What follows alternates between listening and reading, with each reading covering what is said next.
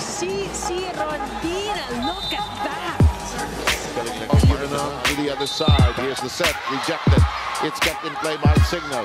Gandler fires away, Ponce says, no way. Here we go, Rondina is on the block. Signal hirap na hirap sa Titans. No Muddy, not a problem.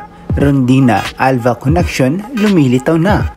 Wong no chance to be the starter na ba? At undefeated record ng Titans continue pa rin. CCS kakabahan na.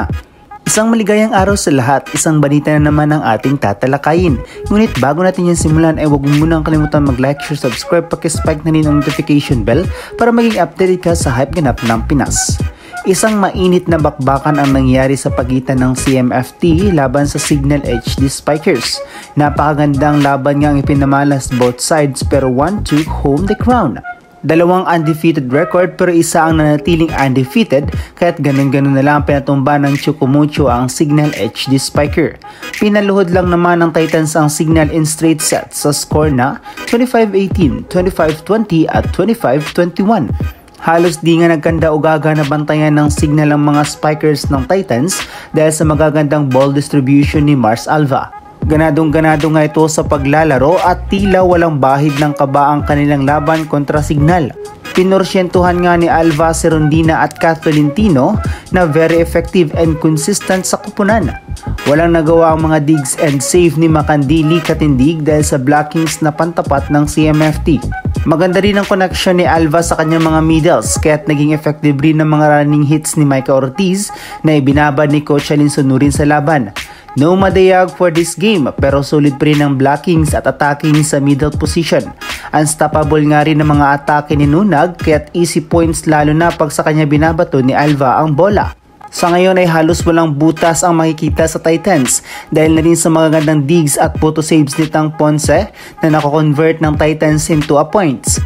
Nasasayang nga ang mga save ni Makandili sa Signal dahil kahit na magaganda ang mga digs nito ng bola ay hindi pa rin ito nagagawa ng paraan ng kanyang mga kasamahan para ma-convert into a point. All is well nga para sa Titans at kitang-kita mo nga kung gaano nila pinaghandaan ang Signal sa laban.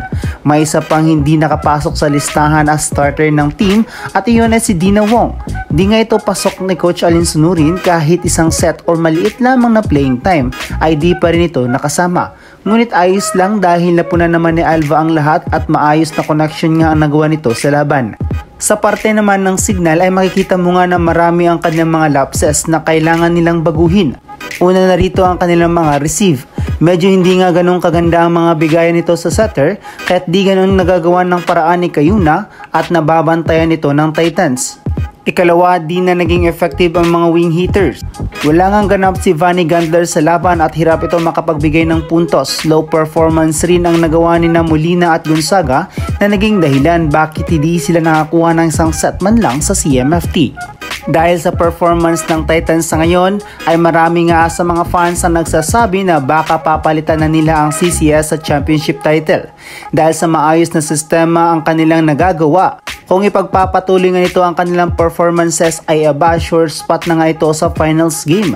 Sa ngayon ay same record na ang CCS at CMFT with 4 wins and 0 losses while Signal naman ay binahiran na ng CMFT ng unang talo for this conference with 3-1 win-loss record. Mga ka-Spike, do you think na malaki ang chances na magkampiyon ng OB-Gels sa performance na kanilang ipinapakita sa ngayon? Do you think na kaya ng Titans na ma-wipe out ang conference na ito? Baka may sarili kang opinion para sa game na ito. Comment down below.